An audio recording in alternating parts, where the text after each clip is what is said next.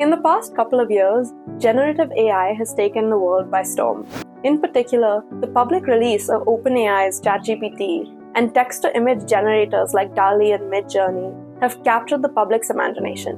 What that's led to is a new phase of mainstreaming AI into our everyday lives. First 5 days of ChatGPT's release, it reached 1 million users, making it the fastest growing consumer AI application in history.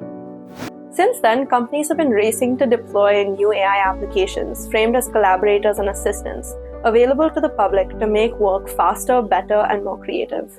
At Transitions Research, our digital society team has been working to understand this new wave of AI and its implications. Today, I'm sitting with the program lead, Angelina, who also wrote the report, User Journeys with GenAI, Navigating Future of Work and Society. Hey, Angelina, how are you? I'm good. How are you? I'm good. So, I saw the GenAI report is coming out now, and I wanted to talk to you a little bit more about it.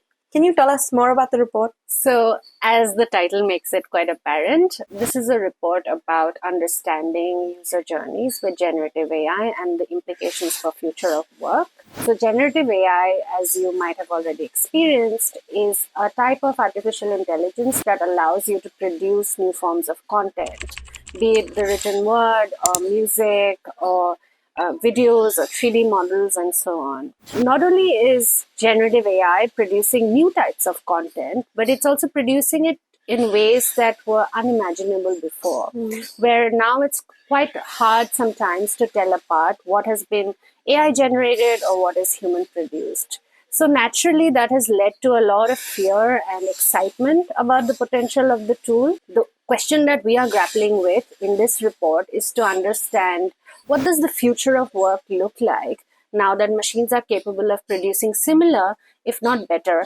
outputs like human beings? I think that is very pertinent right now with the media frenzy surrounding it, and I feel like all my colleagues, my peers are discussing it all the time. I'm also seeing a lot more information about it than ever before. I come across ads like that one run by Photoshop on Instagram that says, generative AI, this changes everything. Yeah, there's a lot of hype about it. There are some claims that say that generative AI is the biggest thing to happen to humanity since the discovery of fire.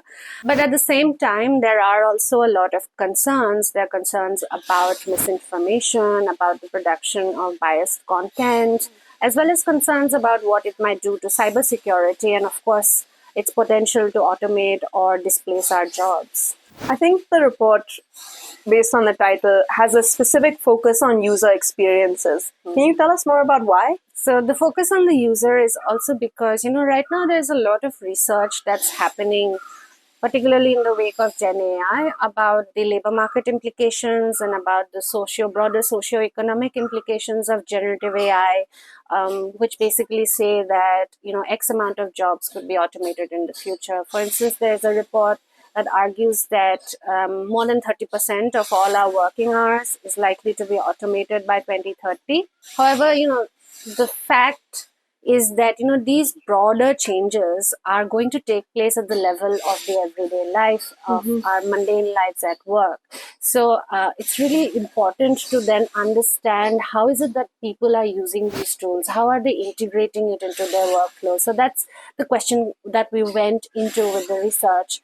And we also wanted to understand how users were perceiving or understanding the future of AI, generative AI, and how it might impact their work.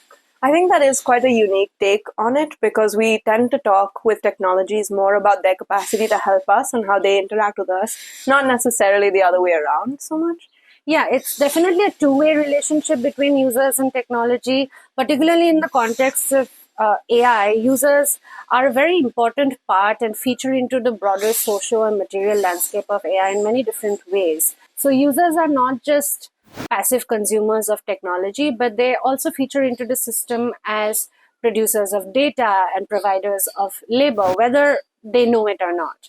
Right? So, for example, the digital traces that we leave behind on the internet, or even the chats you have with a generative AI tool, can and are used as further data to fine-tune and to improve these systems. Yeah, I was reading about the ImageNet dataset that was crafted from millions of internet images and then used to create computer vision. Yeah, precisely. Yeah.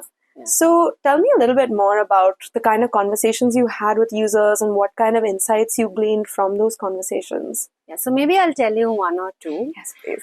So when we began talking to users about how they got into generative AI, a lot of them told us that they started using these tools initially out of curiosity or because they heard about it in the newspaper or from friends and family.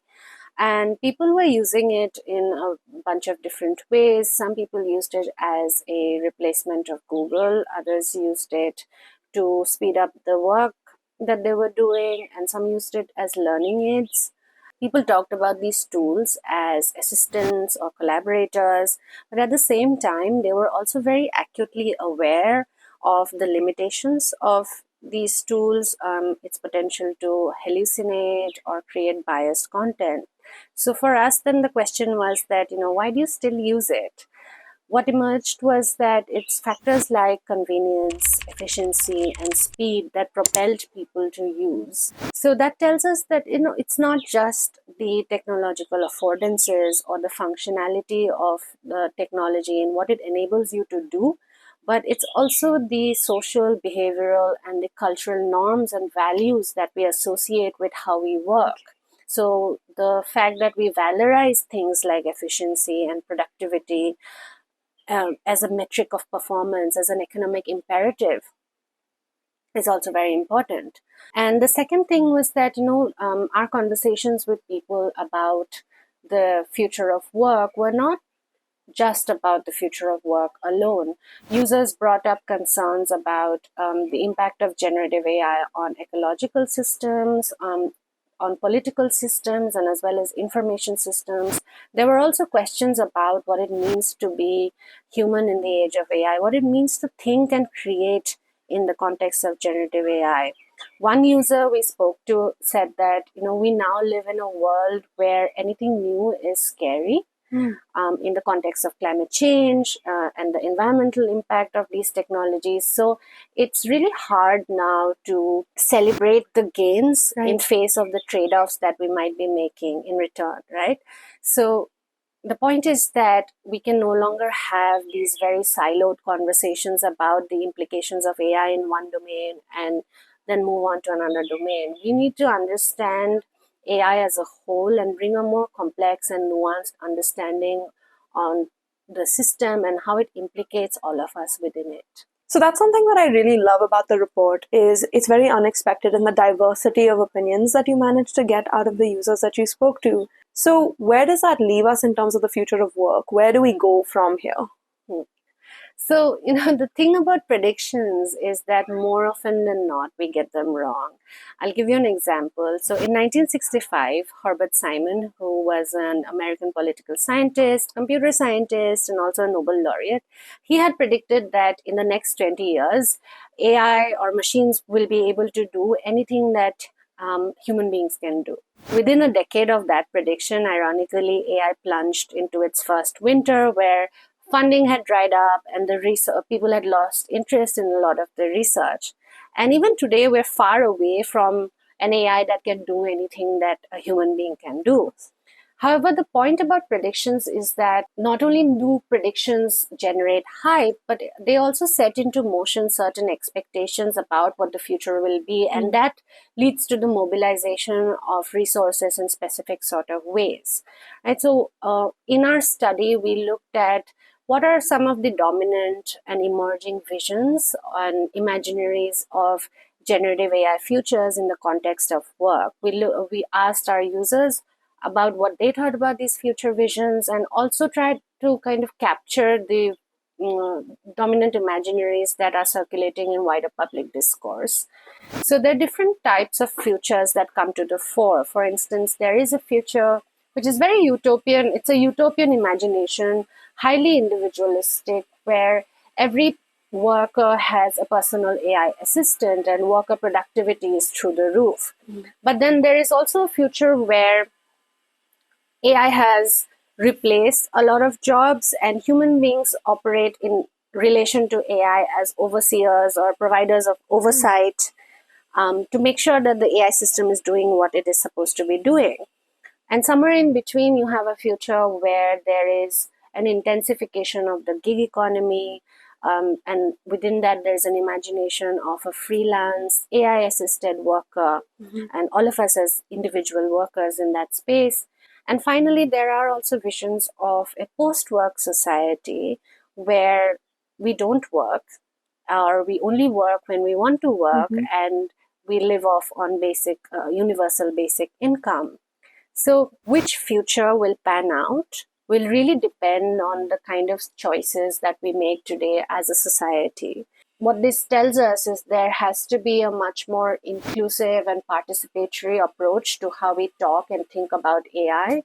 At the same time, we also need to anticipate some of these changes. We need to build future foresight in order to future proof ourselves and also protect us against unforeseen consequences and negative implications of these technologies. What this report is really trying to do as an initial step is to open up the space for a more broader and wider societal conversation, and to really develop a shared language in order to be able to talk and envision the future that we want.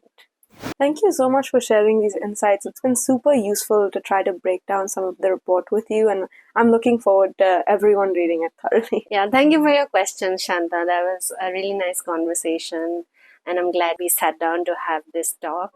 Thanks so much.